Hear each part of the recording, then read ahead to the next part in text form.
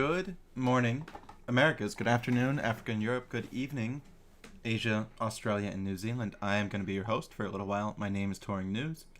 If you wanted to get the very short version of the stream today, the IMF makes bad loans.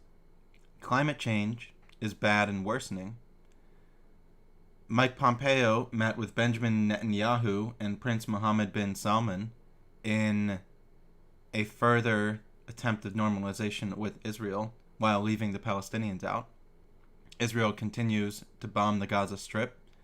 COVID-19 has ravaged Gaza, and it's now worse than of an emergency than it was before. The IMF makes bad loans, and the monetary system cannot sustain itself at its current trajectory.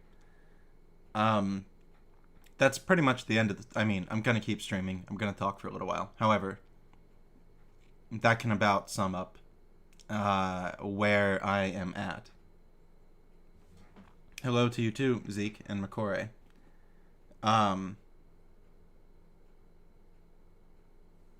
Yeah, I'm having a hard time finding, what I am supposed to cover on stream. The U.S. election stuff is, Donald Trump's attempt to get court cases thrown out. That way it can go up to the Supreme Court, delay the electors from making their decisions. Now, I know Pennsylvania is trying to certify their election results today and so forth. But his whole goal is to drive it up to the Supreme Courts. And, I'm kind of just like, I'm just sitting over here. And what we talked about in March and April about this looming debt crisis is now here. And you don't have wise people at the helm doing anything to fix it.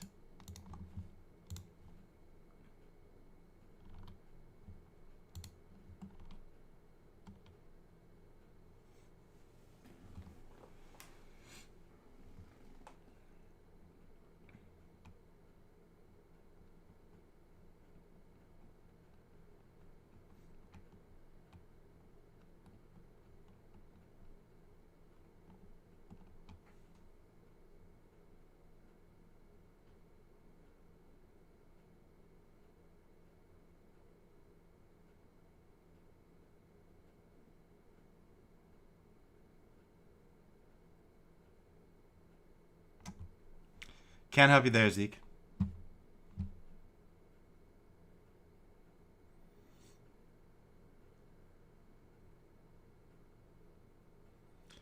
Yeah, I've heard that Biden's cabinet picks are not the best. I don't exactly know who they are. I haven't been following it as closely as I need to.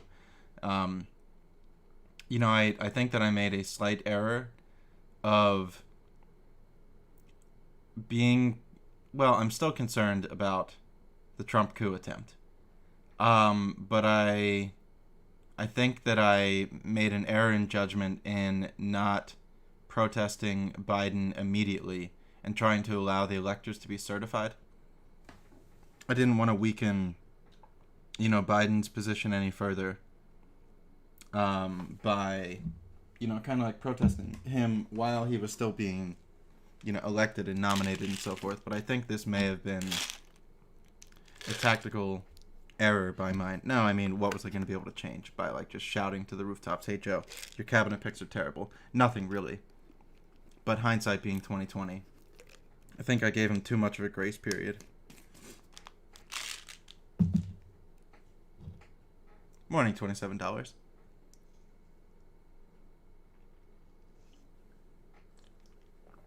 Afternoon, I should say. Again, everybody, you can pretty much leave the stream if you want to. IMF loans are bad. Many nations are going to default. What was I reading here?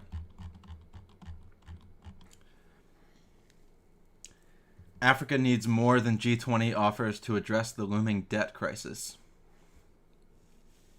They really try to frame it all on China. I don't think China's the big problem in Africa. Oh no, it's not even about the breaks, but it's I've reached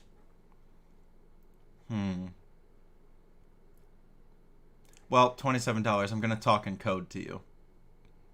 There's a person that you've mentioned to me many times before who reached the limit, and then they were just like, well, what is there? And I'm not at that limit. But I think that you know who I'm referencing.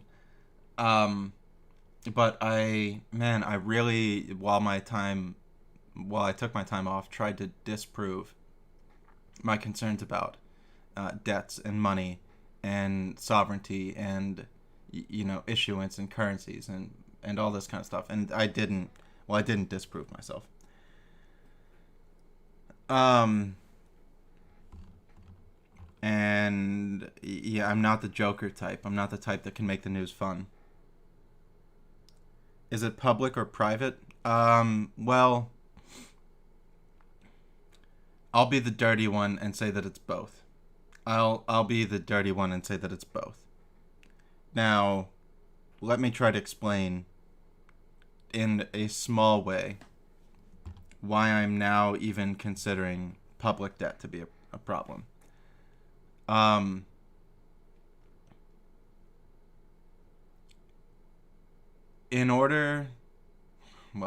Before 2020, when the United States deficit spent, they sold treasuries into the secondary market via the prime dealer banks to offset it, right? Well, this year, there are not enough buyers for the government debt, whether that's internationally or domestically. So now they are immediately monetizing the debt, which mostly is just modern monetary theory with a convoluted extra step. However, that convoluted extra step it now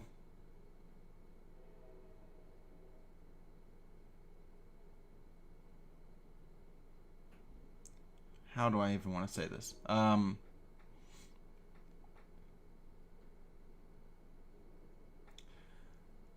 Simplest way, we had a monetary system in 2019, and now we have a new one in 2020. Wait, was there a failed debt auction? Yes. I'll answer that, McCoy. There was, because they're not the primary dealers cannot find any buyers. That's why the Federal Reserve keeps buying treasuries this year. How many treasuries is the Fed buying?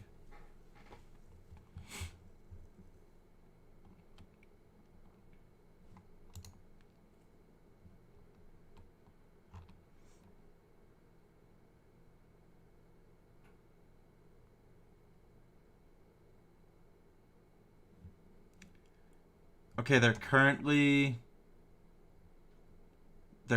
slated to buy 80 billion from the 15th of October to the 13th of November. So this means that that's 80 billion that they can't find a hedge fund or a private equity or a SPAC or an investment bank or somebody or an international person to buy. I am getting that right, aren't I? Isn't that what it's actually?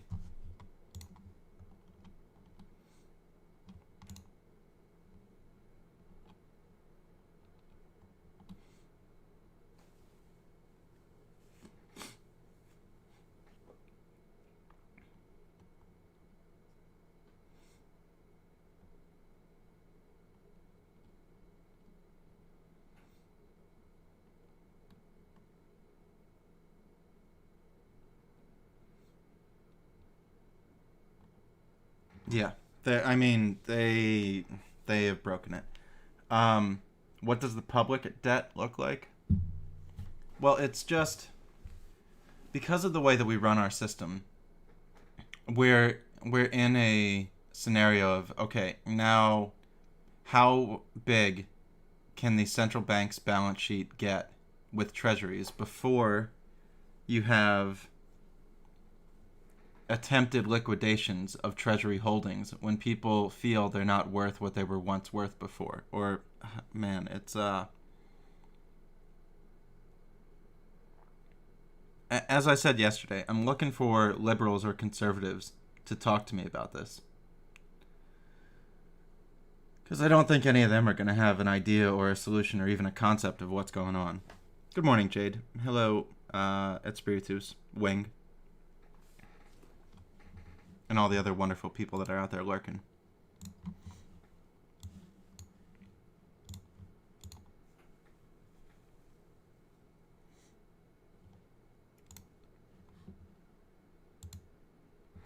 But who is liquidating them? What I'm saying is something similar to a bank rush. I can answer that. In March, everybody tried to liquidate them, and the markets jammed up. Why did the Treasury markets break in March?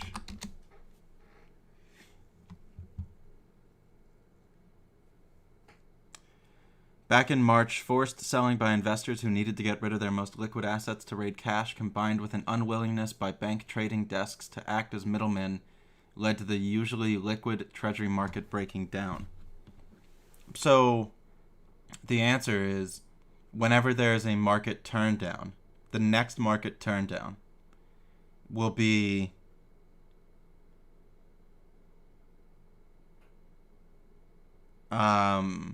the liquidation of treasuries.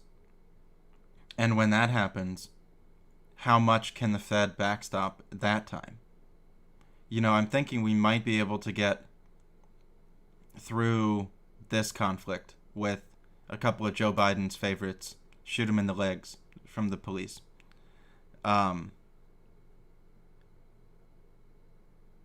However, the next time that we go through a recession, we are going to be coming back out the end of it with digital currencies, with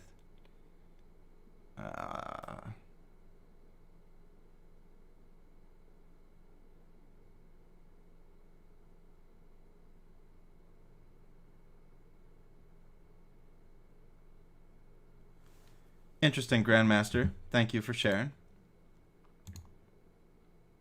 Wait, it doesn't shut down like the stocks if there's too much trade? No, it does not. No, there is no what's it called? Circuit breaker down. No, there is no circuit breaker down. Gotcha. And you think confidence will break? So essentially, you're afraid of a new Black Tuesday type thing, like in 29. Everyone rushes to sell and gives a death stroke to the dollar system.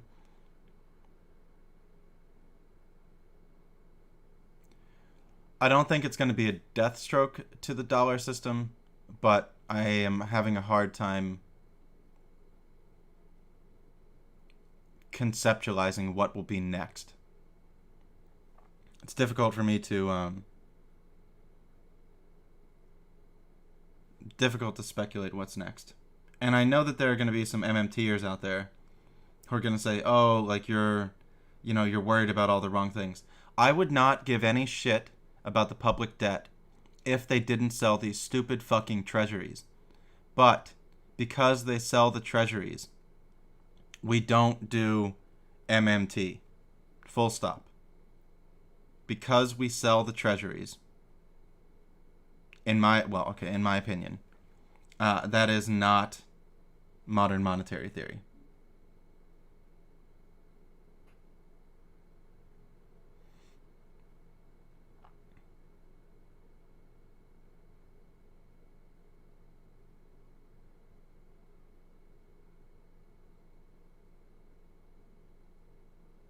Good morning, McMoo.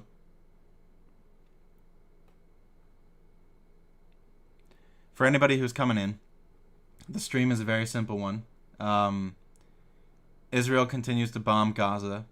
COVID-19 is running rampant in Gaza.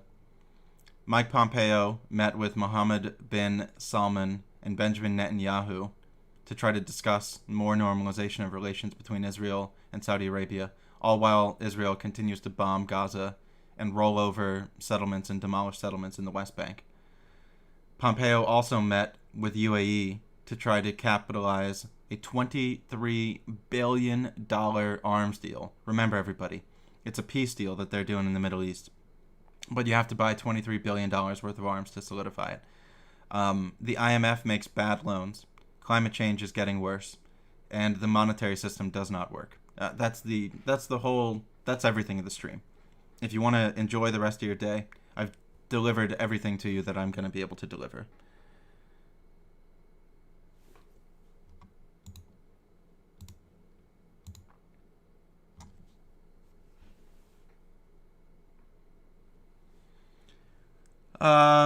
There was around like a 12-year military buildup of the Azerbaijani forces. They spent a lot of money on cluster munitions from Israel. They had some drones.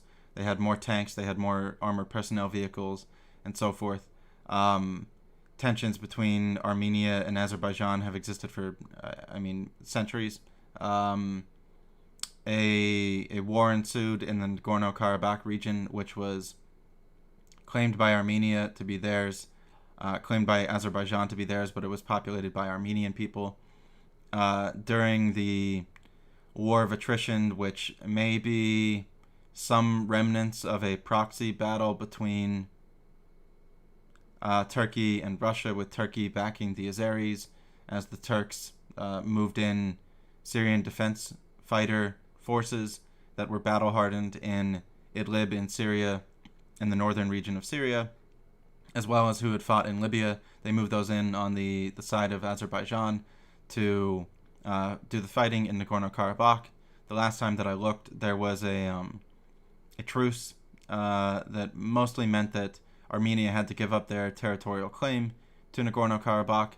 All of the Armenians were forced to flee their homes and go back to what is known as, like, I'm just going to call it Greater Armenia at the moment right now. On their way out, they seem to have burned their homes, not wanting to leave anything for the Azerbaijani occupational forces. And this is around where I'm at with the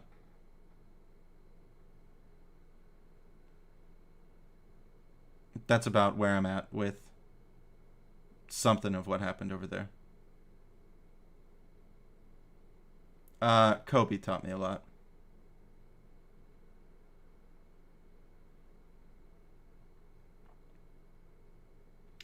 Have I gotten tested for COVID? Actually, no, I haven't. I am on my 16th day of quarantine. I have not had any symptoms. I had one day with a massive migraine, but I've never told all of you this. I get headaches pretty much every day. I grind my teeth when I sleep at nighttime.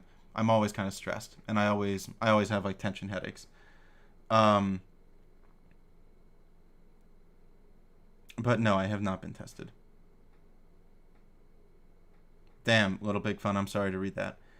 Didn't Trump administration change observation of the genocide of Armenians? I have no idea. I really do not know.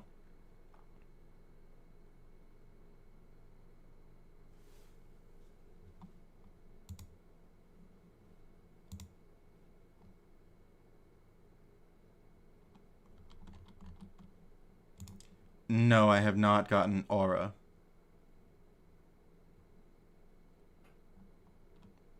Also, that migraine was coupled with I stopped drinking coffee for 36 hours. So it was a headache that developed into a migraine that developed into caffeine withdrawal. It was just a freaking miserable thing. Don't get addicted to caffeine.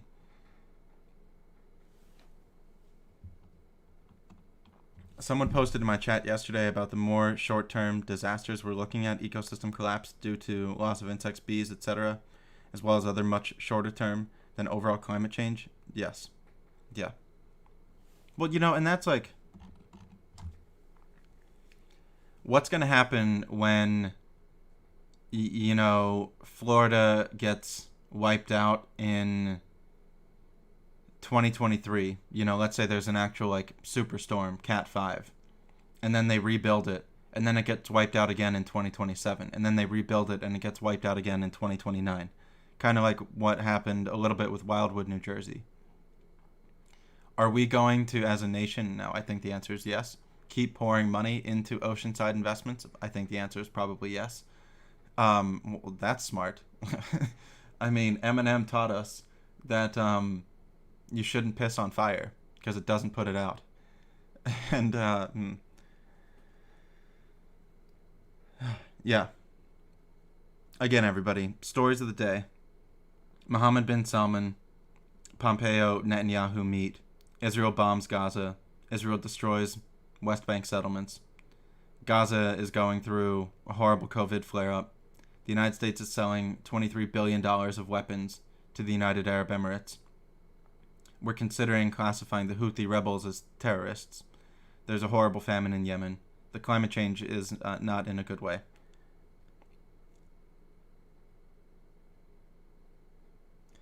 Interesting that Mark Blythe goes that way. Yeah, good for Blythe. I do have to get him onto the show one of these days. That would always be the dream. I did click like some other things here. So okay, the lira has like rallied a little bit.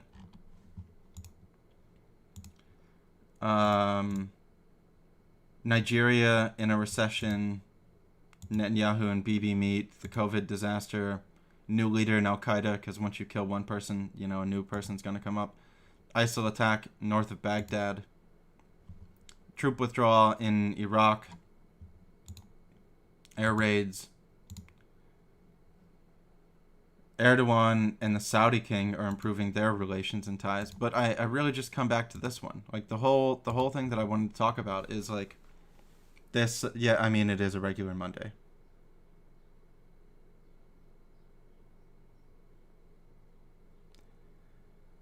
Yeah, you are right, Mekmu. I mean, you are right. You are, yeah, this is true.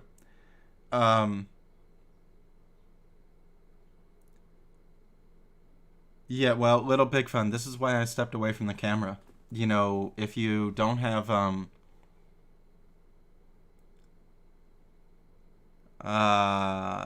yeah, I don't want to just, bring calamity to my viewers' days, which is why I'm gonna be giving more public service announcements of log off from the channel from time to time.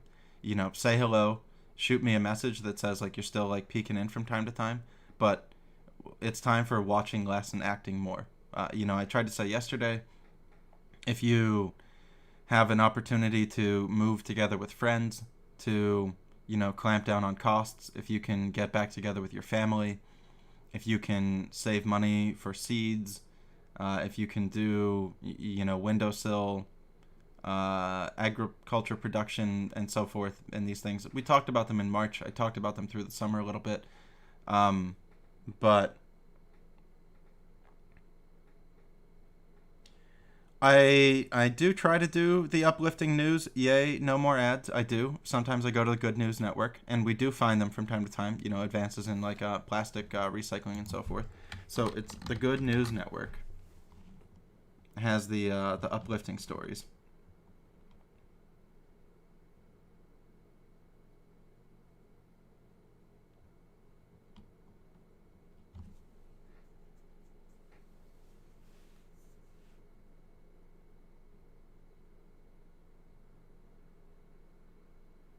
So this is where I go to. The one that I was thinking of with the plastics. It was a pretty decent advancement. When was it though?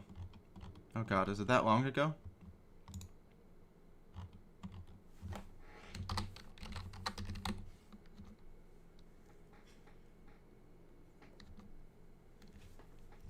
Here. Yeah, you can post links.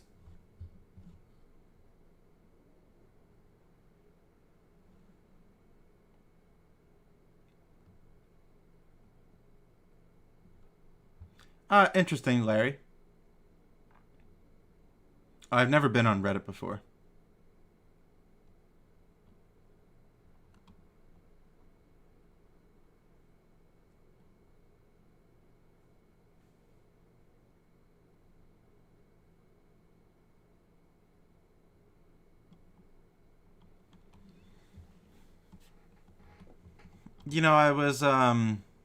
I was thinking through like cannabis co-ops. I was thinking through like, is there a need for a co-op brewery, which I think that there definitely is. Um,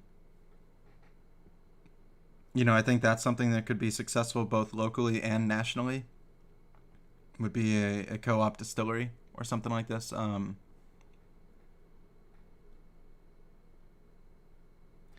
Can you just click like one or two of them? Yay, no more ads, and link it over if you don't mind.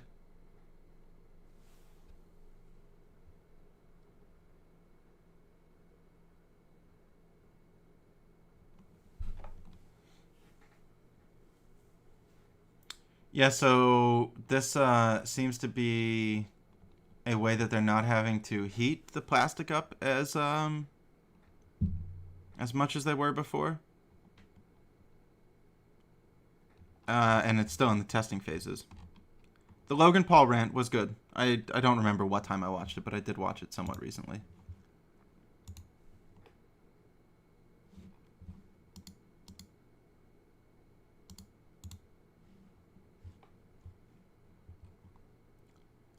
Okay, yeah, so definitely in good news. And I mean, I can actually tell that my brain is just in a bad I can tell my brain's mostly in a bad way because I read something like this and my first thought is like, all right, how are we going to get this to people in Nigeria and Yemen and Iraq?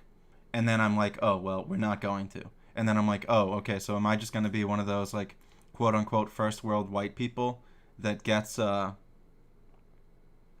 vaccine while the rest of the world suffers? So I can tell that I just need to snap out of this funk. Well, it's not even a funk, but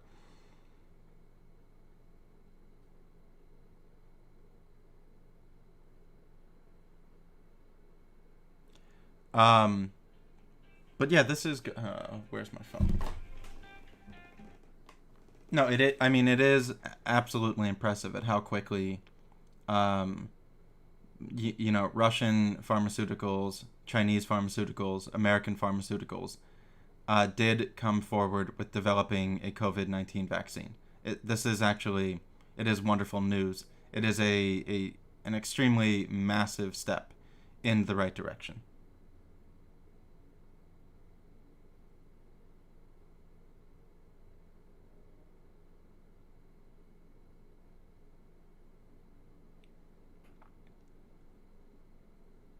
I was hoping to get one by the summer.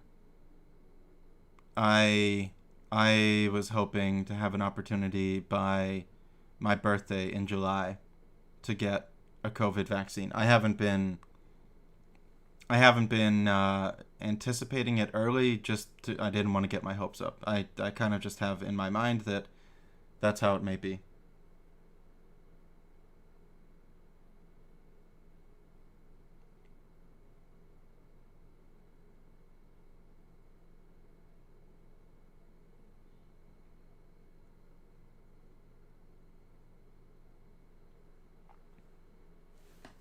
Well, I mean, also like now I don't think that this happens with the Moderna vaccine as much. However, isn't the Pfizer vaccine um you have to store it at I'm gonna come back to your comment. Yay, no more ads. But don't you have to store it at negative 100 Fahrenheit? Don't you have to disperse the doses 28 days apart? Doesn't it only ship in packs of 1,000? And doesn't it make for an absolute nightmare logistically for the rural communities?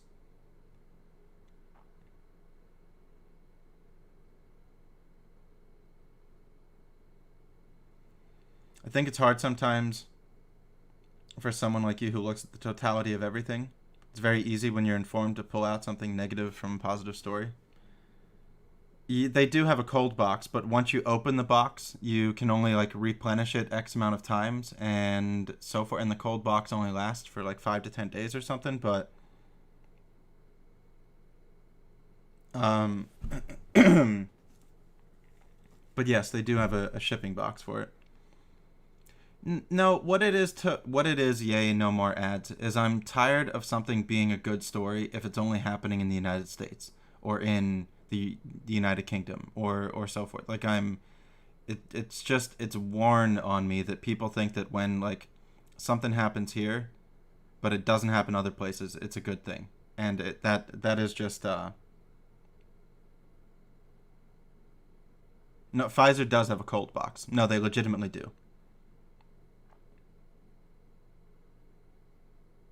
They do have a cold shipping box that can keep something for like 5 to 10 days.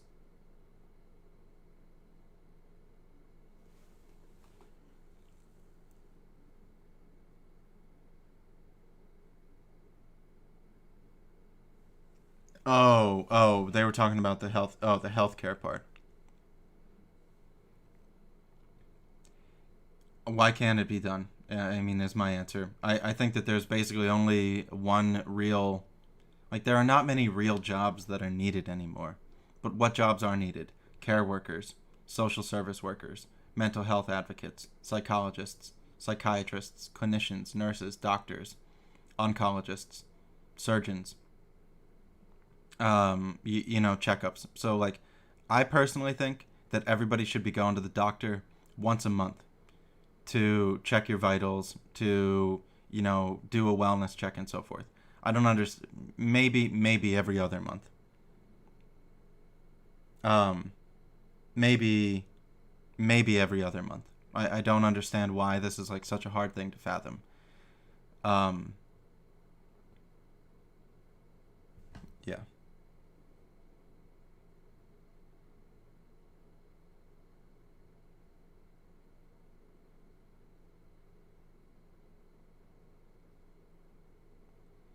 No, how is that a bit much? How is that really a bit much? This is such a weird paradigm that we as humans are in. We live one time, and then we die to the to the to the betterment of my knowledge. What is so wrong about taking a look at your body every 2 months to see like, oh hey, like your cholesterol did go up a little bit over these past 2 months. Did you like change your diet or something?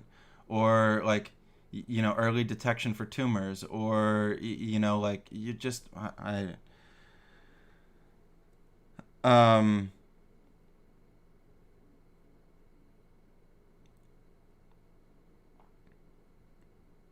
right. How often do rich people go? How often are rich, even if it's just like, okay, if 1 month you're consulting with your dietitian and then the next you're with your ophthalmologist, and then the next your dentist, and then your general practitioner, and then back to your dietitian and so forth. Like it's why is this so out of the box for even people here in like my channel to be thinking like that seems like it's too much? It's actually not. We get one body. We get one opportunity to take as good of care of it for as long of a period of time as we can.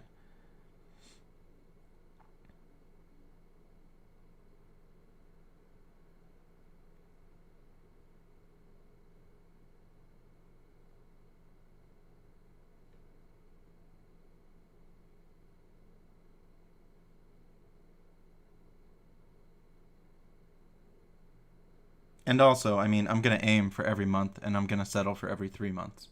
But, um,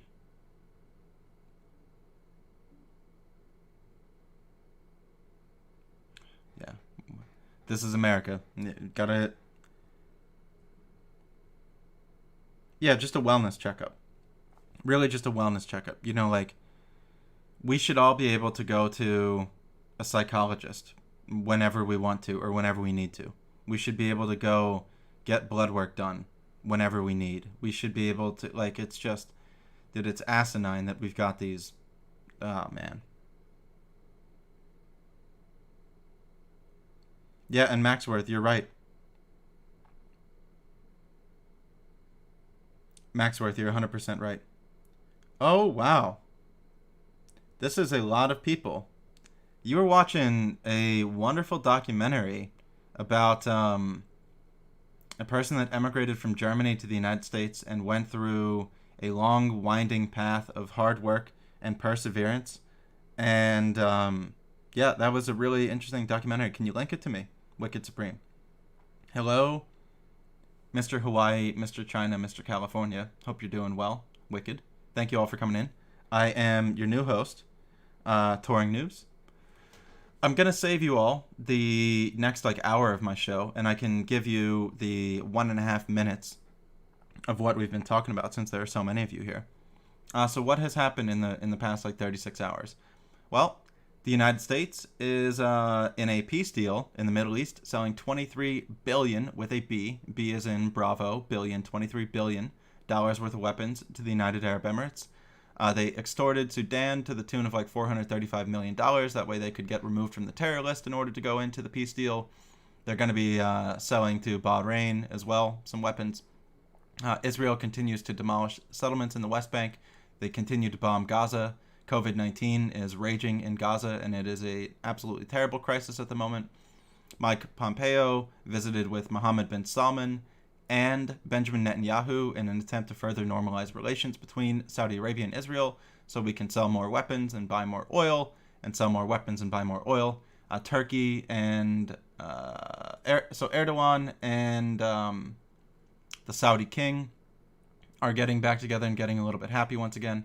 And then the other two things are the climate change is it's still getting worse. People aren't really taking it seriously.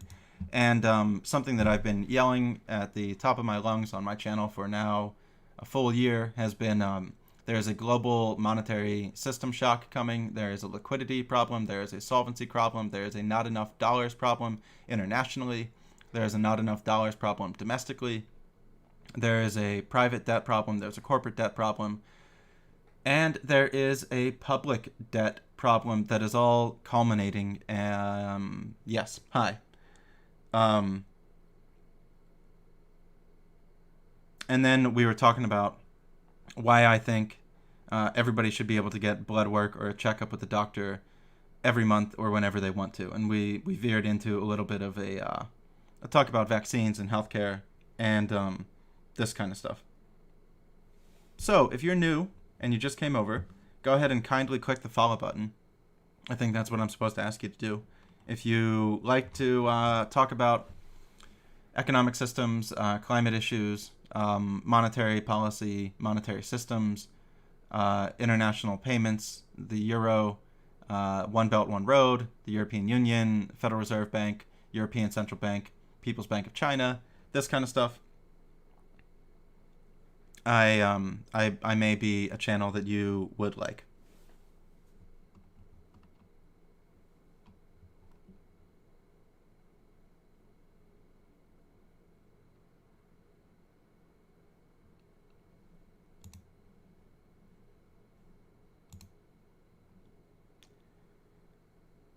Because it really works that way, Jay Chosen.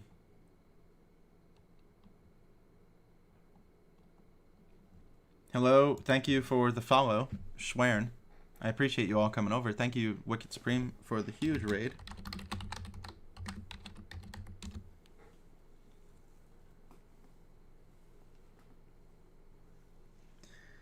And we are just in a... You ever been in an airplane, anybody? When, no.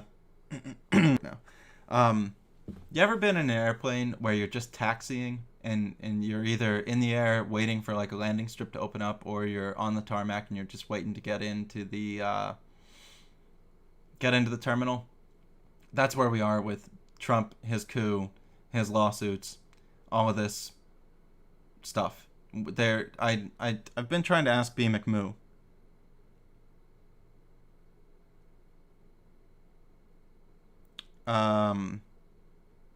The question of what can we as the people do in order to fight back against this. I want to return to this point. Hang on. It does, though. People have changed how the world works through democracy many times. throughout history, but it does require people to agree with your proposition via voting. The bills are already out there. There's already legislation on single-payer systems, on Medicare for All, on the Green New Deal. We don't need another bill. We need more people to understand what the bills put forward already have written down. And this comes into deep changing of ideologies. But I was trying to talk to B. McMoo about like what can people really do to resist Trump's attempt at stealing the election. You know, and it just I didn't come up with any good answers. So if anybody's got one.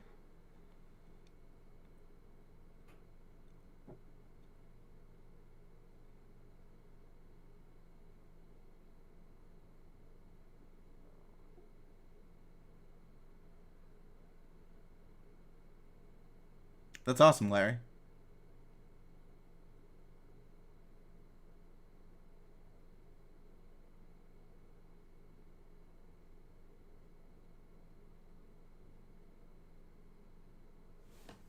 Oh, right, you did tell me about Choose Democracy. It's an interesting take, Maxworth Cow. Do I think that people should be able to vote on more things? 100% yes. 100% yes. The first bill that I would put forward, if I was able to, would be probably like a $10 trillion investment plan for the United States. It would I would buy out the healthcare insurance system. I would furlough and pay all the workers. I would buy out the coal industry, furlough and pay the workers. I would fund the Green New Deal, fund an infrastructure program. And then the other part of the deal would be that we have to give $40 trillion away to the rest of the world in order to be a counterbalance, or X amount of trillions to the rest of the world, in order to keep geopolitical ties and not have the entire world get very angry at us and not have monetary systems and currencies blow up and die overnight. Yeah. So, probably 4-1. For every dollar that we do here, we're probably going to give 4 out to the rest of the world. And we're going to try to buy everybody off. We're going to try to buy everybody off for all of our sins in the past.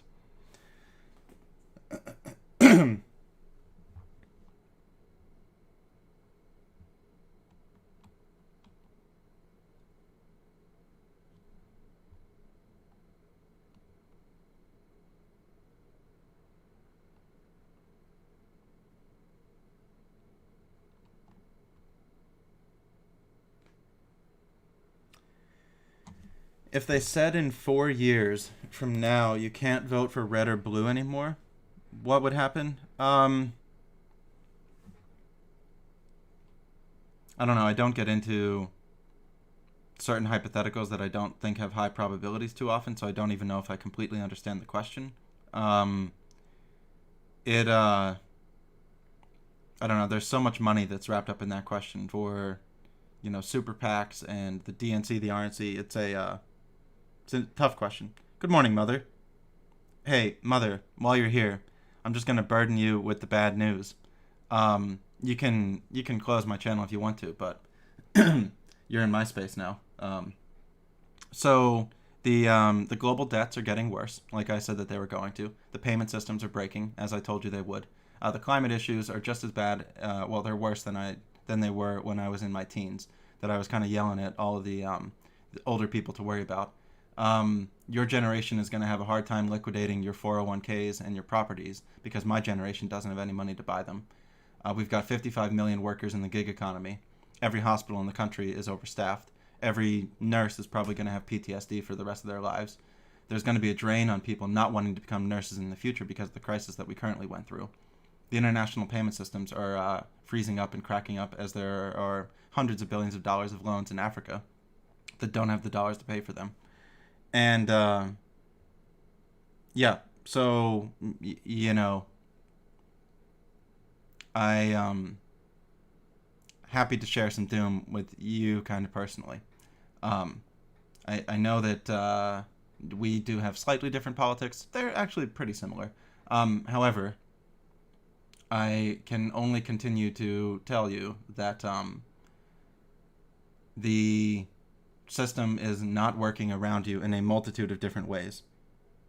Oh, if I said overstaffed, I meant to say I didn't intend to say that. I meant to say over inundated with COVID patients. That was a mistake. That was wrong.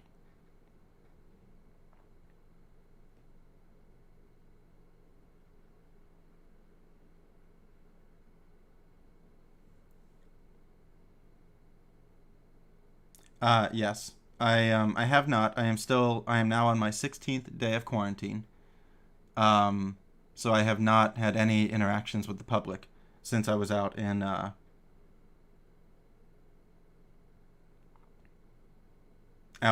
the streets or whatever.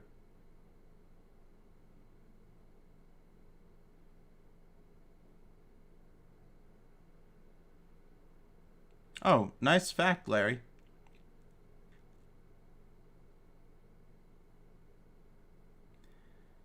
All that I had was I had a headache for 1 day. No shortness of breath, no sore throat, no fever. But the headache was coupled with I woke up, my I was grinding my teeth, and I didn't have coffee for 36 hours. So, um, yep, I appreciate the checkup.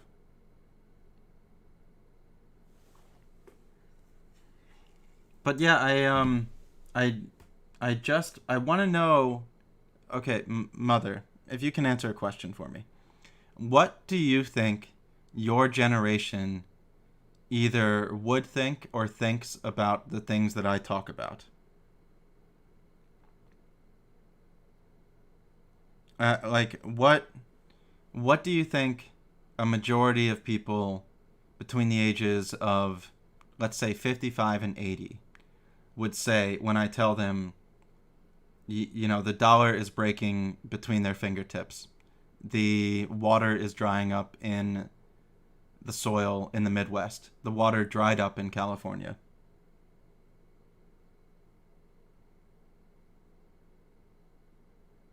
Oh yeah, I didn't have a loss of taste or smell either.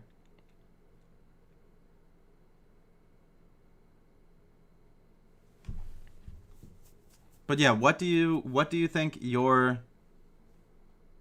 people around your age would be saying about these kind of things? What are my thoughts on that whole thing that's being pushed by world leaders? A decent probability of our dystopic future, probably. Um, we have lived through the two greatest transfers of wealth ever. One was the post 2008 financial crash, and now one was the COVID-19 crash.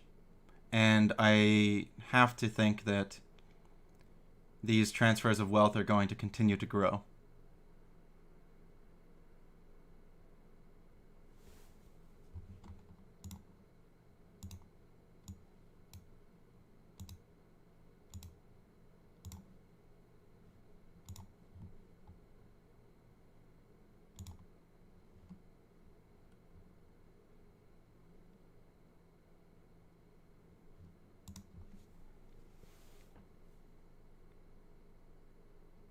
Good morning.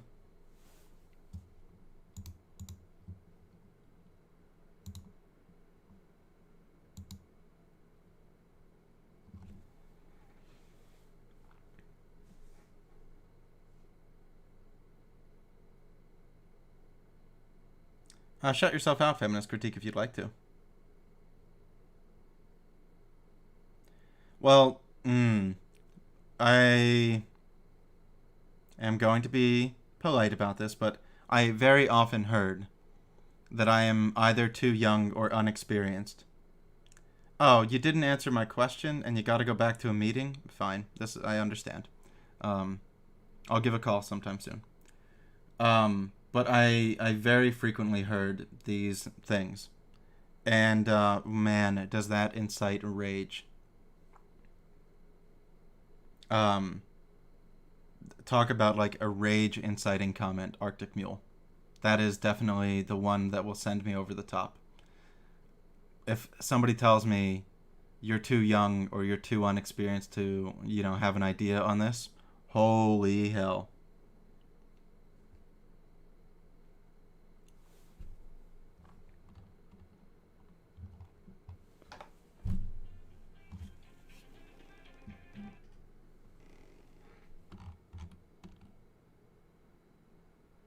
Oh, right? Or yeah, that's not how the world works. This was what we were talking about yesterday. All I want to do is find liberals or conservatives to talk about economics with.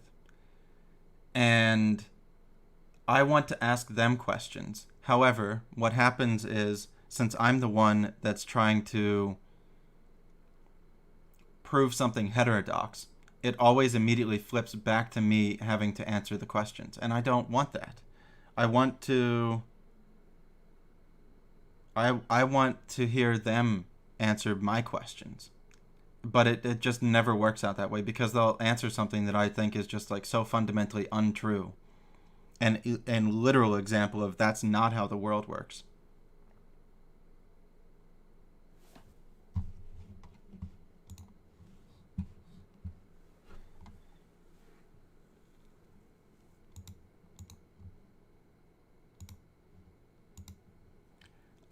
There were a massive amount of you that dropped into here from a raid. If there is anybody who did like what I'm doing, go ahead and just click the follow button. And thank you for coming through from the raid. But yeah, I'm really looking for a person that can, push back against me for saying this doesn't work and that doesn't work and this doesn't work and that doesn't work. And I can find some people.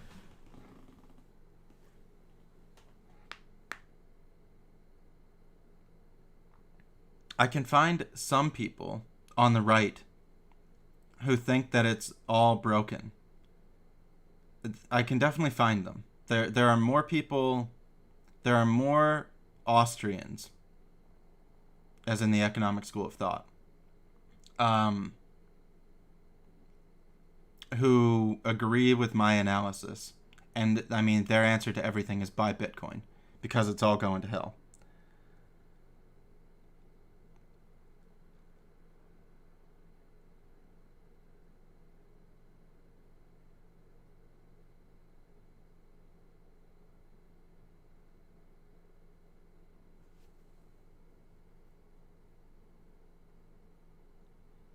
What's a question that I might have, Jay Chosen?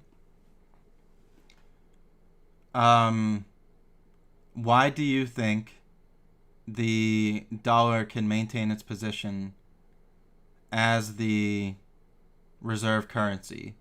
And if it can maintain its position, what austerity are foreign nations going to have to go through in order for us to maintain this position of dominance? Or what wars are we going to have to start in order to continue to perpetuate our system? It really has to be I mean, it's really got to be a voice chat, but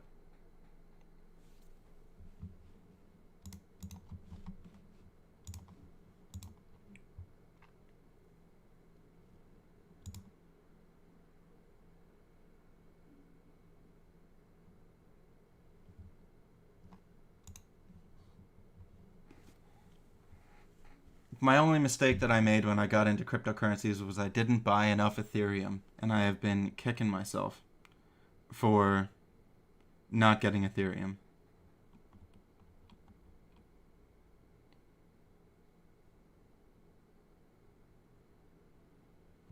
If I could debate any conservative on the topic, who would it be? Um, hmm. Who's the maybe Michael Knowles? I saw a debate between him and Hassan, and I'd be interested in talking to Michael Knowles.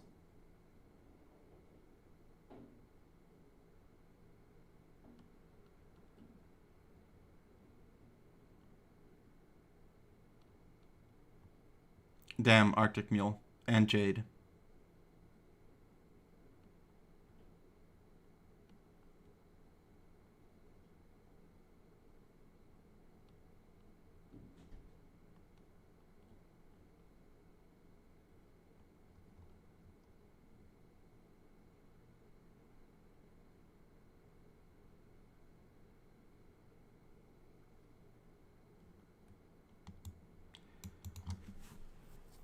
Um, I mean, that doesn't exactly answer my question, Jay Chosen, but it comes close.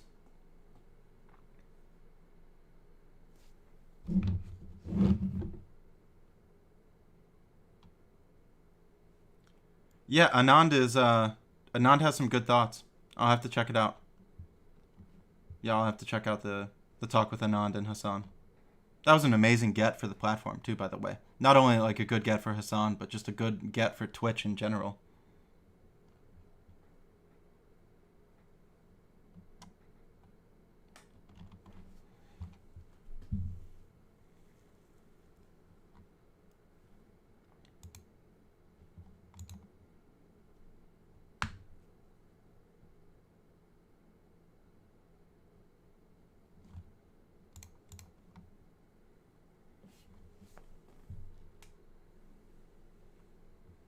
Holy shit. God damn. I just saw something off my screen since we're talking about cryptocurrencies. Um,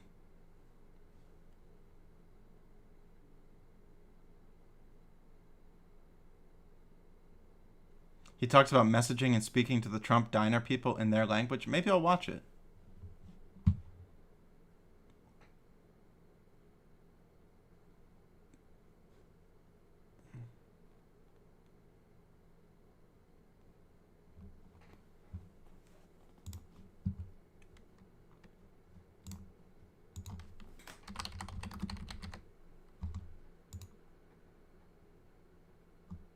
Oh, it's a long interview.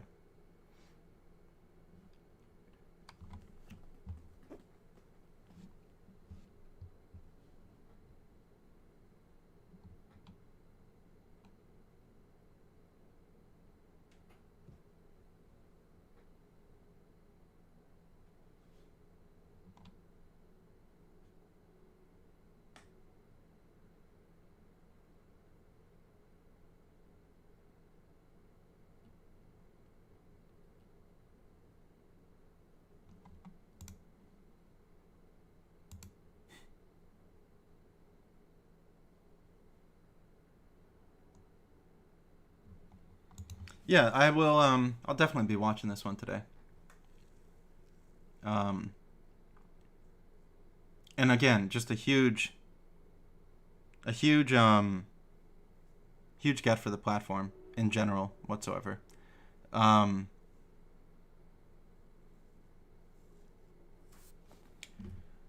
so I'm just gonna quickly go through.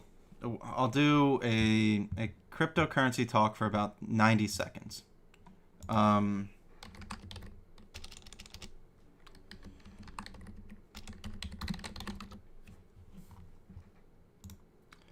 I started talking about crypto in earnest on the 22nd of October. On the 22nd of October, Ethereum was 414. Now it's 598. Bitcoin was around 12,000 and now it's 18.6. And Chainlink was around $11 and now it's $15.11. So the worst of the three of them have done a 40% gain in 1 month. And I underestimated Ethereum. This is the one that I made a mistake on. I didn't understand how needed and how useful and how important Ethereum was. This is the only one that I'm kicking myself for. But just to kind of give like a heads up of what has happened in the past month in that space.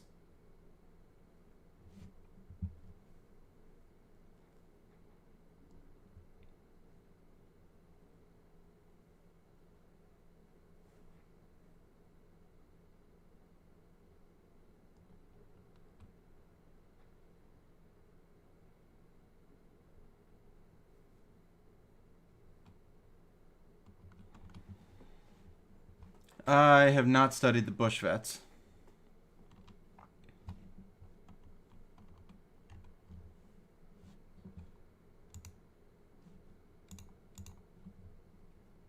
And wow, Ripple is actually the one that's done even better. So Ripple, the coin that you can trade quickly, is up 110% in a month. Jesus. Holy fuck.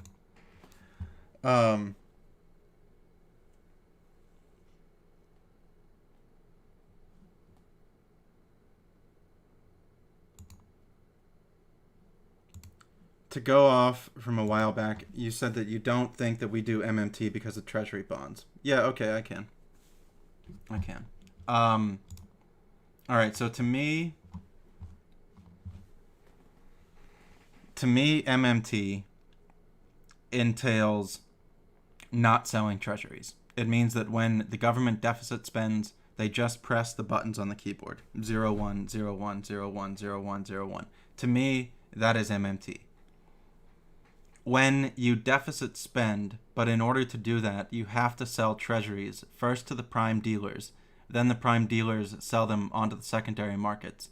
To me, that's not exactly modern monetary theory. That's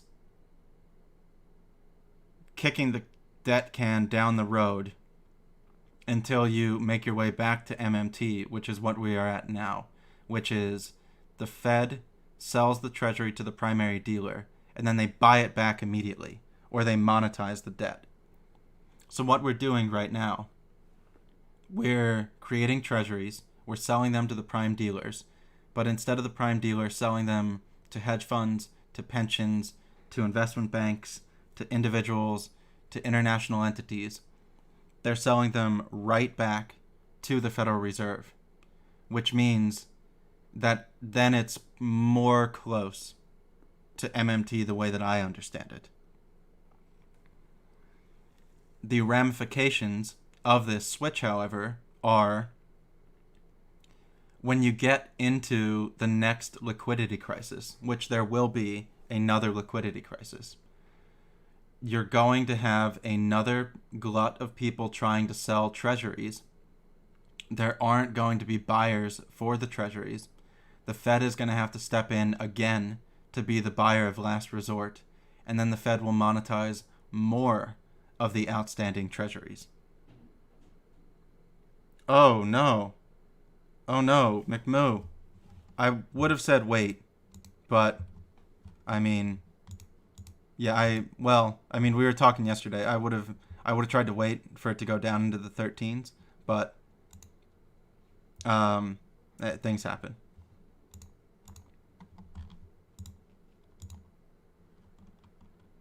Ah, shit. McMoo, you didn't use my code. Or the code didn't work.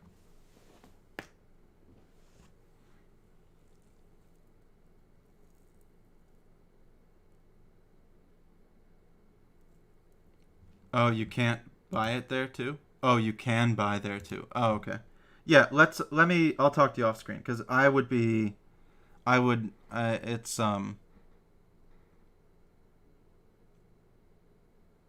I did when you signed up to, I'll talk to you about it later. I'll talk to you later about it.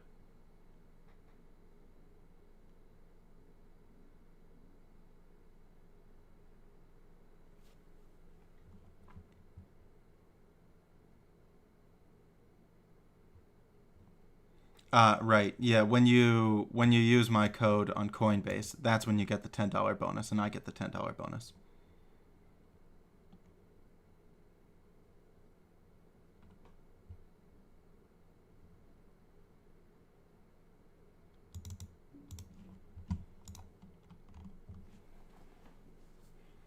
And I really, man, I wanted to tell everybody back when I first started, like, getting into kind of the crypto space. I kind of wanted to be like Ridvan and say, like, everybody, this is going to grow. This is the when times are unstable is when you have alternative storeholds of wealth do very well. I'm not a financial advisor, so I can't tell you all of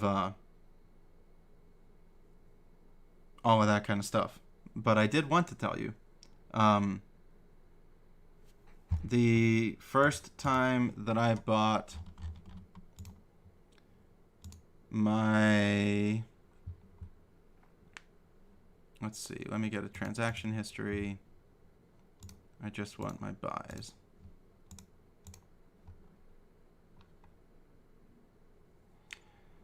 The first time that I bought Link was for $10.81.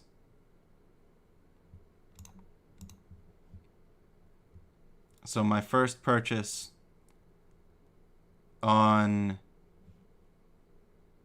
Okay, it was actually the 21st of October. So, yeah, my first purchase on the 21st of October. Yeah, it does rest on disposable income, and I actually YOLO'd. I took every amount of disposable income that I had, and I threw it into it against what I should have done. I literally took my bank account down to $1. Literally took my bank account down to $1. I don't recommend people do this. It's not exactly the wisest move.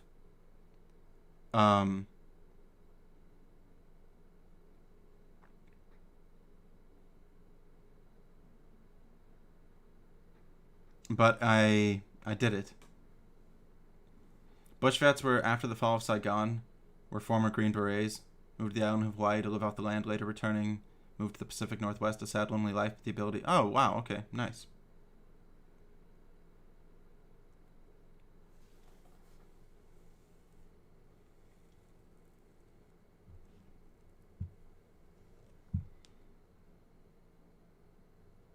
Yeah, if I had... I called my aunt, I called my father, I called my mother, I called my stepfather. I don't get approved for fiat loans. My credit's not even good enough to get a fiat loan. I called all of my family. I said to them, "Hey, I think that you should put some of your portfolio in this cryptocurrency stuff." None of my family members took me up on it.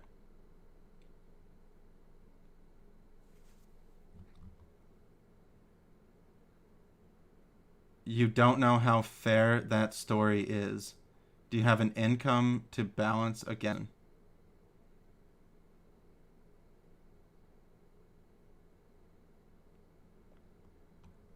Well, here's the loan. Here's the loan. Just act on your own accord, and if it goes well, McMoo, just give me a tip in the future.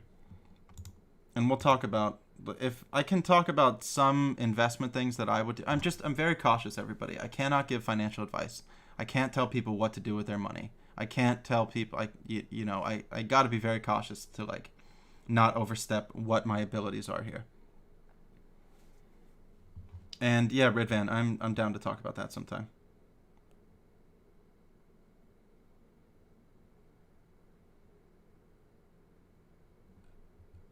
Oh, you want me to take most of the risk? Oh, I get it.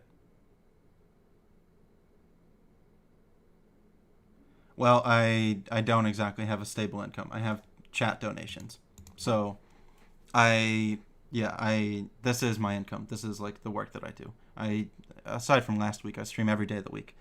But no, I got tired of central banks, everybody. I got tired of socialism for corporations. I got tired of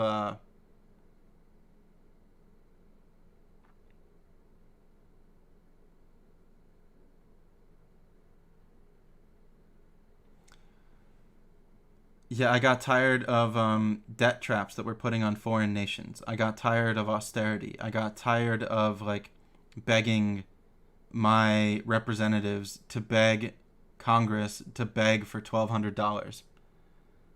And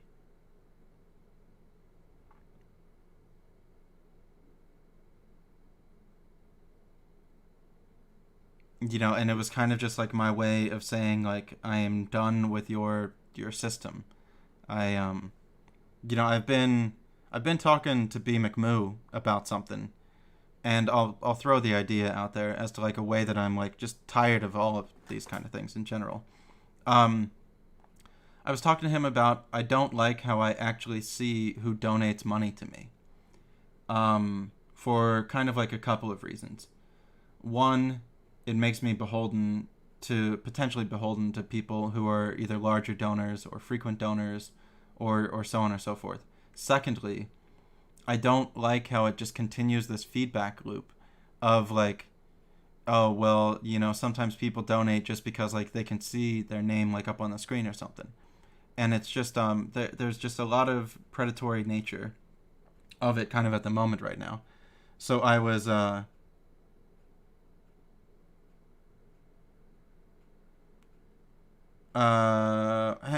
talk, B McMoo. We'll talk at some point. Um, yeah, so I was thinking like I have been talking about blockchain. I have been talking about anonymization. I have been talking about decentralization and so forth. And I was wondering, is there some way that I can move forward when the channel becomes stable enough that I can actually make everything anonymous? That way, there are no game rewards. There are no, the only thing that the transaction would do is it means that I get to keep trying to do the project for a little while longer. Um, yeah, because people become beholden to their sponsors or to their moneyed interests and so forth, and then it's yeah. So just kind of thinking out loud.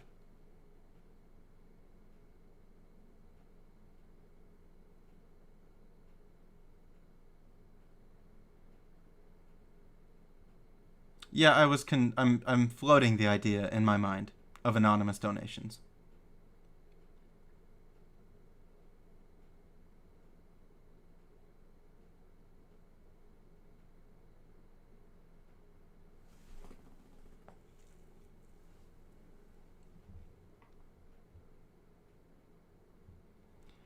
Yeah, I was thinking of letting maybe letting one of my family members manage my PayPal account as like a first step. That would be one way that I could do it, and then just have them, transfer the money every couple days. It was one kind of concept.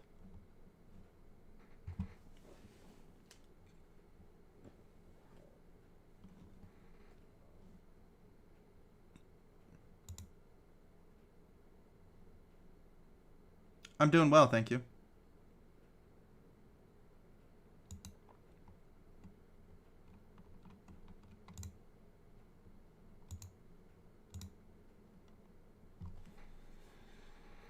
So just trying to think like how the show can continue to be better. How is there a way that I can incorporate a bit of these smart contracts or oracles or link that I have or anonymizing data and so forth.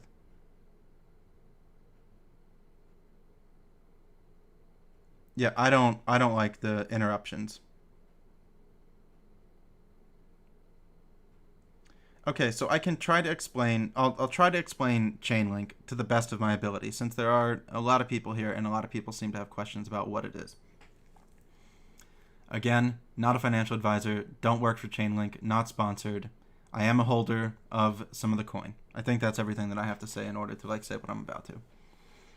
When you make a contract now, you often have to use a notary or a bank, or you go through real estate agents and all this kind of stuff, and it's pen and paper and you sign on the dotted lines, and then there's this contingency and then there's that contingency, and if this happens, that is supposed to happen, and then if that happens and this is supposed to happen. But very oftentimes one person thinks the contract has not been fulfilled, and they'll try to take it to court, or one person won't pay, or they'll try to take it to arbitration, or so forth. So because our contracts at the moment right now run through a legal based system, and because the laws change often, and because there's jurisdictions all over the place, it's very complicated with paper contracts and with the legal standard of contracts. So what is Chainlink trying to bring forward? They are trying to create a smart contract that relies on information input into oracles. Oracles, imagine them as like a holding place for data. So two parties get together, they take all their data, They dump all the data into the oracles. When they both agree that everything is in there that needs to be in there, they agree on the smart contract that when X amount of data points within the oracles trigger, the payment automatically happens from one party to another. There is no room for arbitration. There is no room for a legal challenge. There is no ability to break the contract.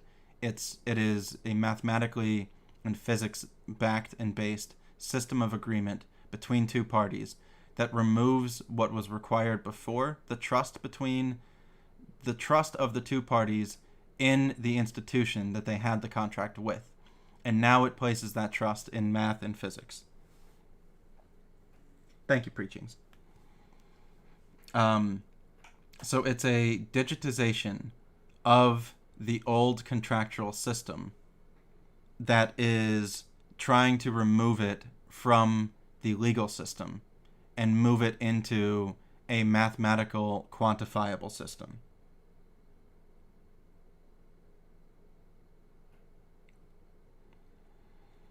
At the moment, it's more going to be for like flood insurances or for, farmers insurance. It's used for derivatives pricing and equities trades, and it's used for certain things because I think you are asking good questions there, Chosen.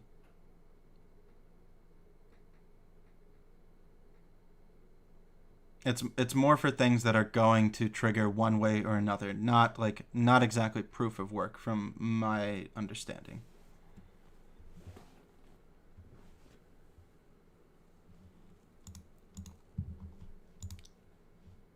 Man, I am really just kicking myself about Ethereum.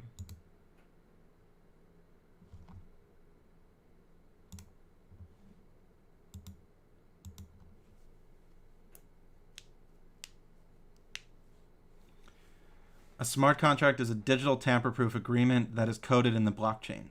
When X happens, Y triggers. Oracles is the element that provides the data. Oh, it went up a lot, and I don't have enough. I don't have enough that I can't...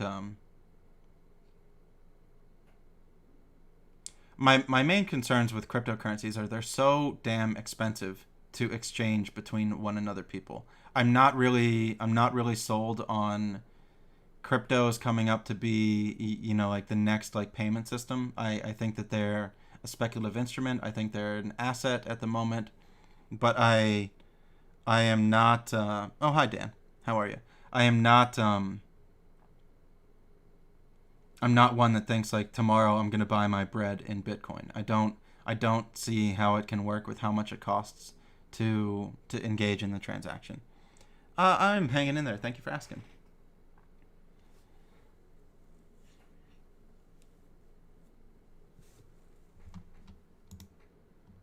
Oh shit, I just opened a program I didn't want to.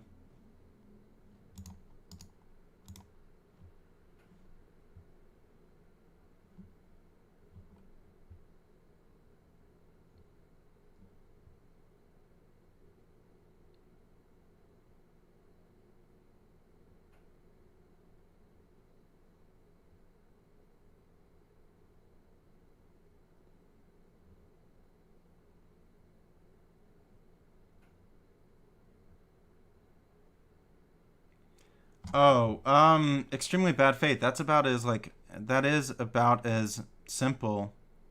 Okay, there he goes.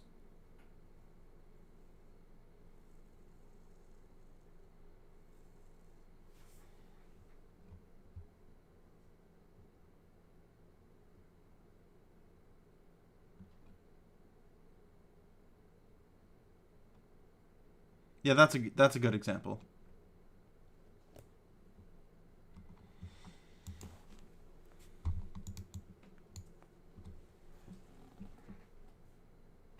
That's a decent one.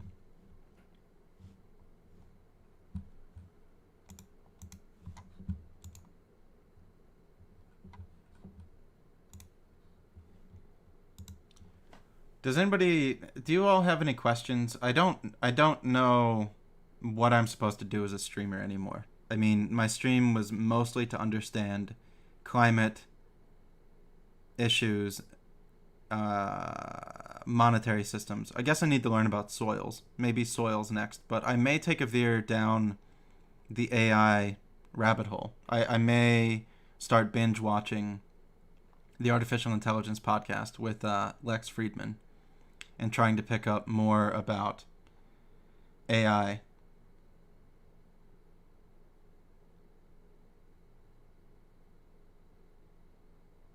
At which point does it work for how you buy your groceries and pay your rent?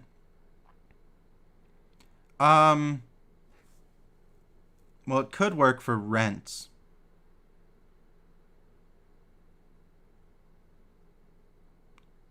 It could work for rents. Why are you saying abort, Atmosphere?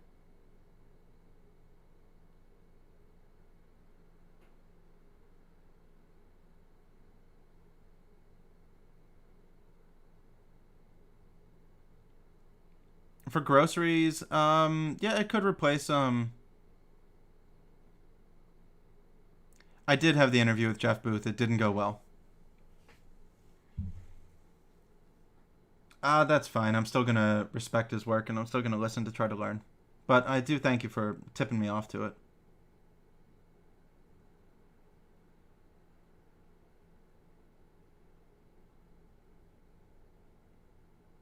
Yeah, the interview with Jeff Booth didn't go well. We didn't agree, and I didn't set it up to be a debate, so I didn't want to push back on him and make him feel, like it was an ambush. It happens. It didn't go well, but that's fine. Just some disagreements.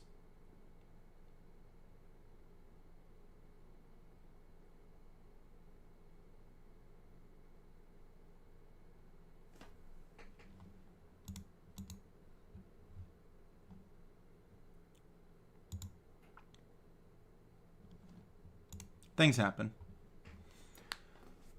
Um, yeah, I'm really just in like my reading mode. It's well,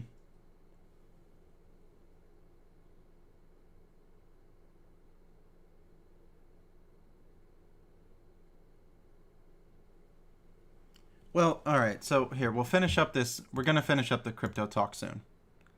Okay, we're gonna finish this up soon. Let's just look at prices from this year. Okay, so Bitcoin this year is up 150%.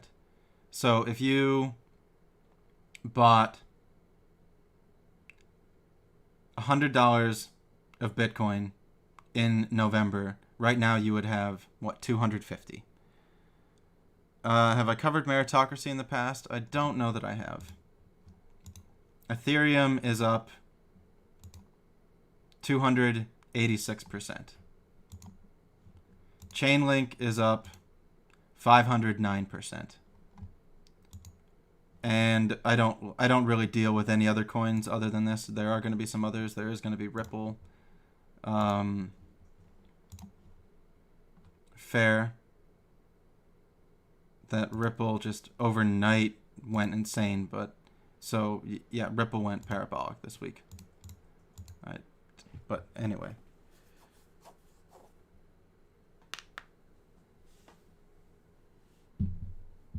Yeah, you were mentioning that book to me. Where can you find the Jeff Booth interview? You can fly to Philadelphia. You can pick the lock on my front door, and then you can find my bedroom.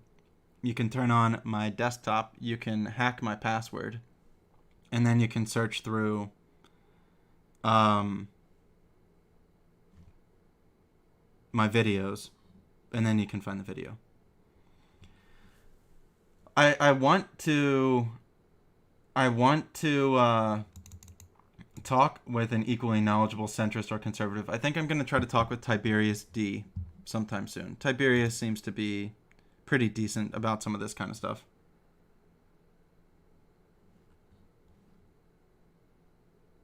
What's my biggest disagreement with Jeff Booth? That the free market is going to fix everything, and technology is bringing about an abundance, and energy costs are always going to go down. He just had three fundamental things that I couldn't agree with, that I couldn't even get through the conversation. That Renewables are always going to drive energy costs down. Technology is bringing about abundance, and that allowing the free market to take control again will fix everything.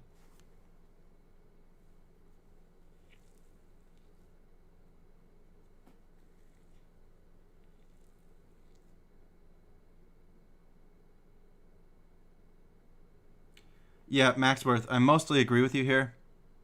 I do mostly agree with you on what you're saying there.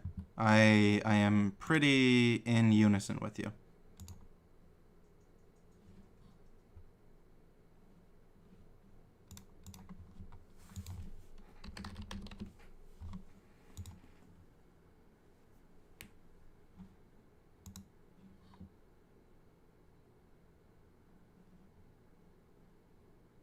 And I also said I agreed with him during different parts of the interview because like I didn't want to turn it into a debate. I didn't know how to do the interview because I disagreed so much. So next next time that I invite people on, I am going to say this is not gonna. You're not coming into like a friendly space. If I disagree with you, I'm gonna disagree. So it was just it was an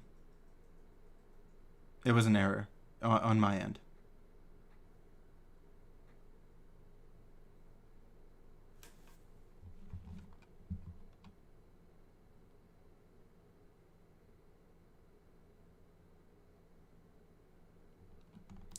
Well, McMoo, the Hail Mary was I mean, when did I get my first message about? Let me see.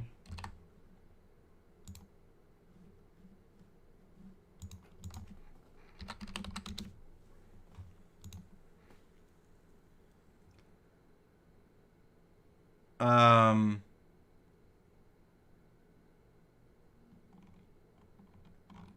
I was told about Chainlink. I don't even remember when. A long, long time ago from Ridvan.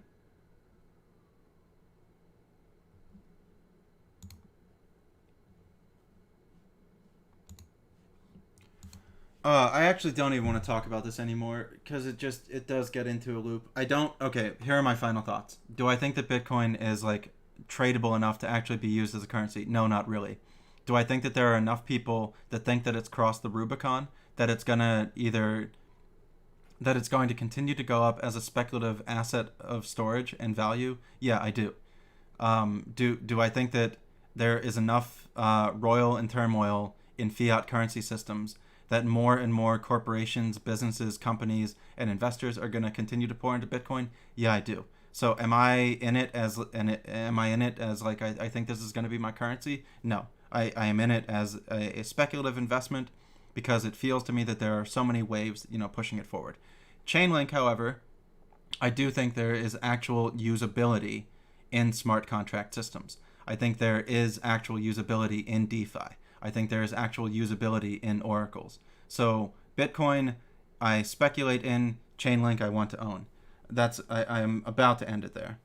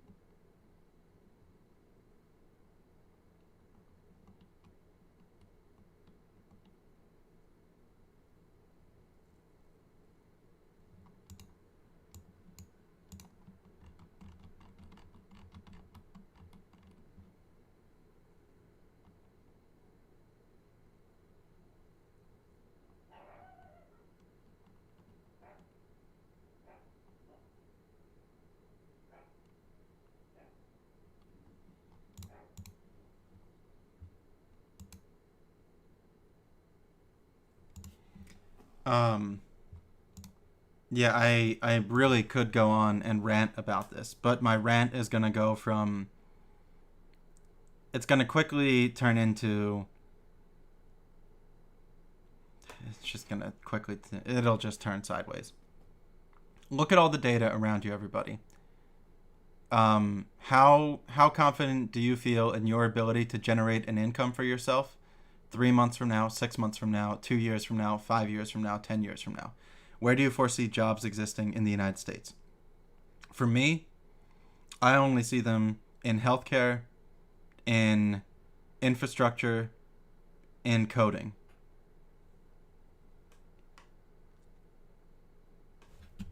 Yeah, we were talking about this before preachings.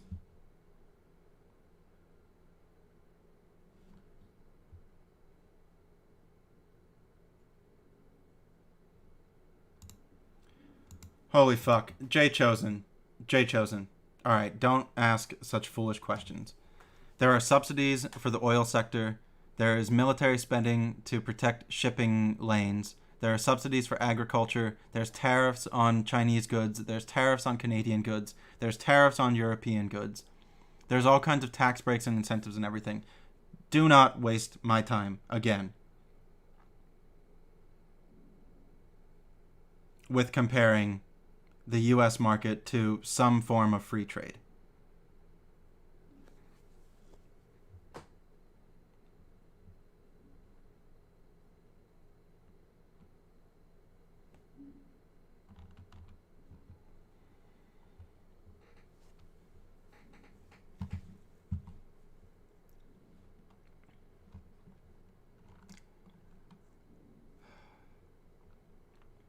Yeah, and while this is happening, Pompeo is meeting with Netanyahu and Mohammed bin Salman to work on quote unquote peace deals.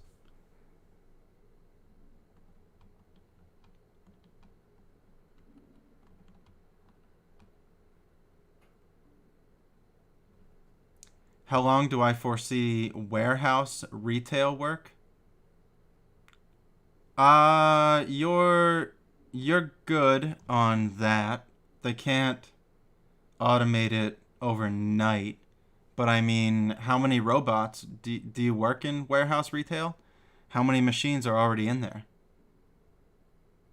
You know, hi to you too. Thank you for coming by. How much robotics are already in warehouses and so forth? So yeah, I think we're gonna need some people in them, but do I think that we're gonna have a net gain in warehouse retail workers? Not exactly.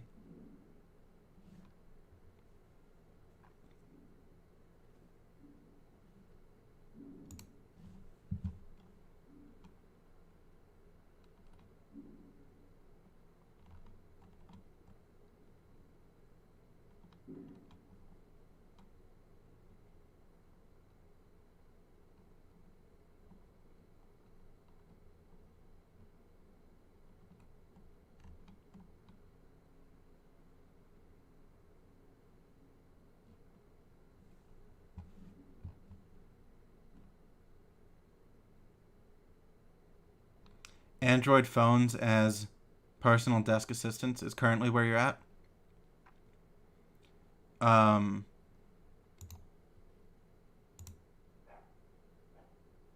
yeah, I think that there will be more automation.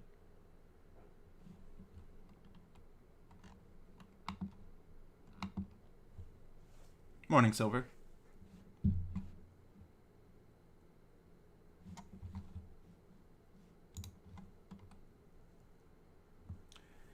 We are coming up to the end of the show. It's gonna be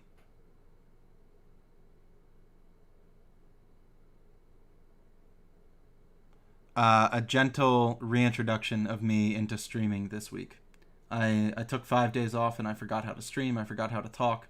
It all felt very foreign, but I am working on coming back. I'll click that in 1 second.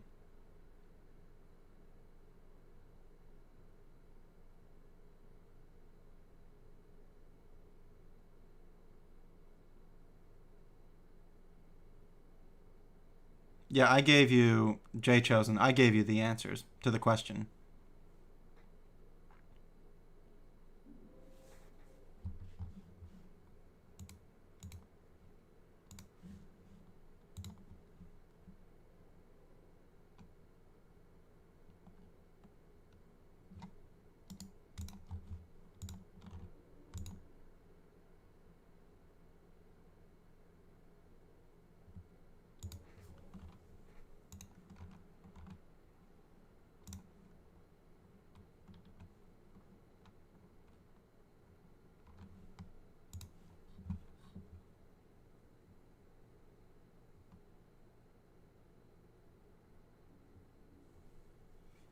I don't want to answer that question. Whose username?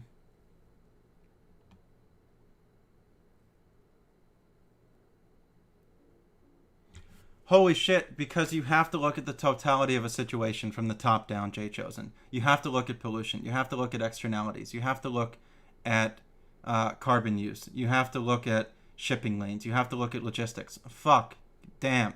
I'm so happy that I'm ending the stream now because I'm about to rage.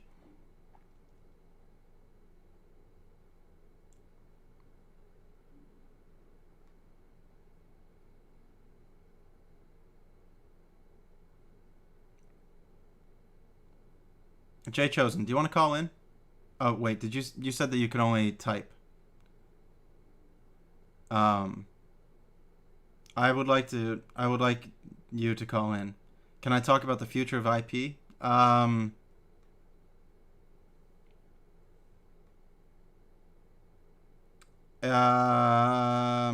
mean, it's probably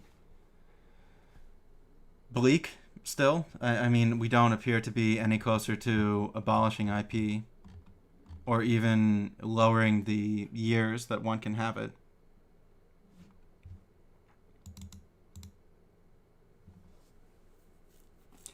Well, but the thing that's upsetting is like you're asking a question and you're trying to simplify it into this like yes or no answer, and I'm telling you that you're missing about like 100 different points, and then you're asking why do we have to look at all those things? Because that's how macro works.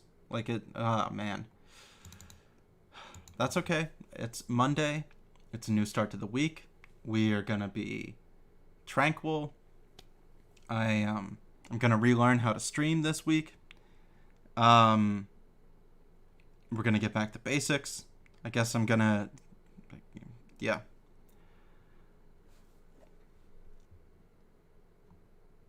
Oh, I wasn't irritated by your question. Username. Alright, so if anybody wants to come back again sometime, there's where you can find me on Twitter and YouTube and that kind of stuff. And that is how you can support the stream. I am happy to talk. I'm more happy to. Okay, Shrink. I'm more happy to talk with people about like my actual financial thoughts or predictions off stream. If you all like, whose username? If you want me to answer your question, you can DM me and we can talk about it. And I am very happy to answer things like that. Also, I'm going to be remaking my Discord. The Discord is basically going to be for people to send either questions to me that they'd like me to make a short video on, or to link articles about something I should be following. So Discord is going to be remade this week. Those chats will not be listened in on. I am cautious about what I say at certain times. What's the referral code? There you go. But yeah, I do have to remake the Discord that way. You know, I want to take about an hour of my day each day to look at questions people have sent me or articles people have sent me, and then try to like figure out where do I need to incorporate those into the day. So it's something that I am working on and working towards, coming in the short-term future. All right, who are we gonna raid?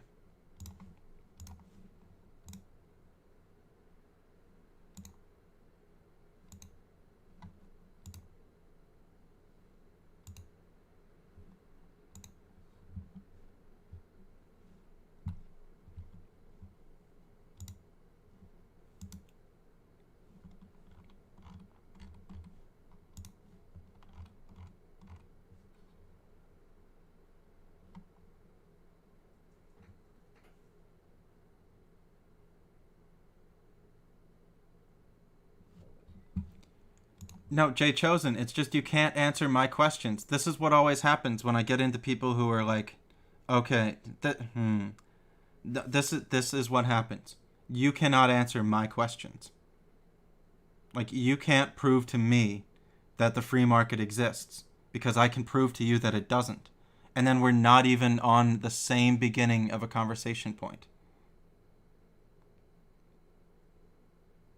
You won't talk about tariffs. You won't talk about military securing shipping routes. You won't talk about bombs that have been dropped to keep oil prices low. You won't talk about subsidies. You won't talk about agricultural subsidies. You won't talk about monopolies. You won't talk about data monopoly. So how are we supposed to have a conversation?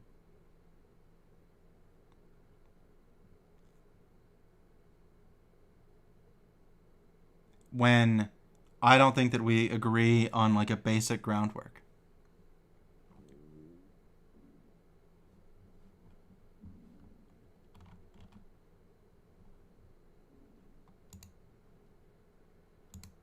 And I am waiting to kind of like see this response.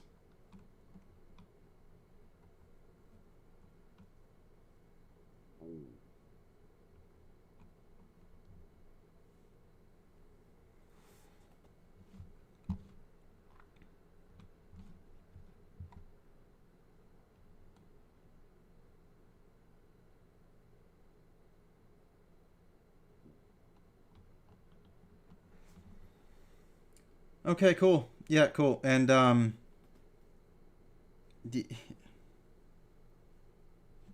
taking them one at a time. Man, these are things that just like really grind my gears. Um, but hey, you know, what can you do? There will be another day that we cross paths, Jay Chosen.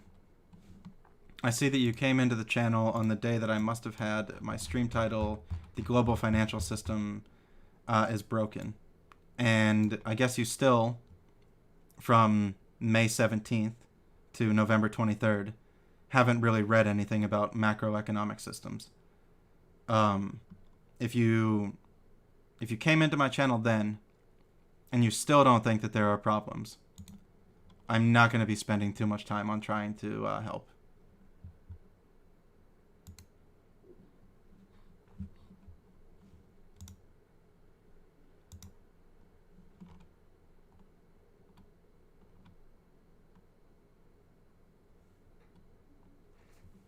Okay, for the raid.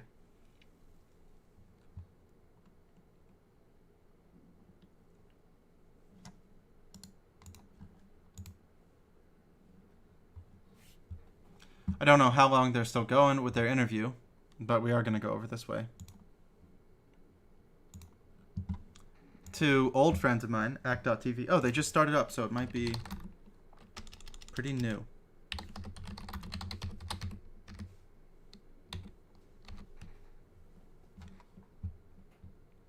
I may be back later tonight, but I need to learn how to I need to learn what to stream about, because all I want to do is debate people about the economic system. It's really, I really just want to keep shouting to people, holy hell, climate catastrophe is coming, monetary problems are coming, solvency problems are coming, liquidity problems are coming, debt problems are coming. And then we get people that want to pick apart each specific thing when you don't get to do that in systems. But hey, I'll be around. I'll probably see you later today.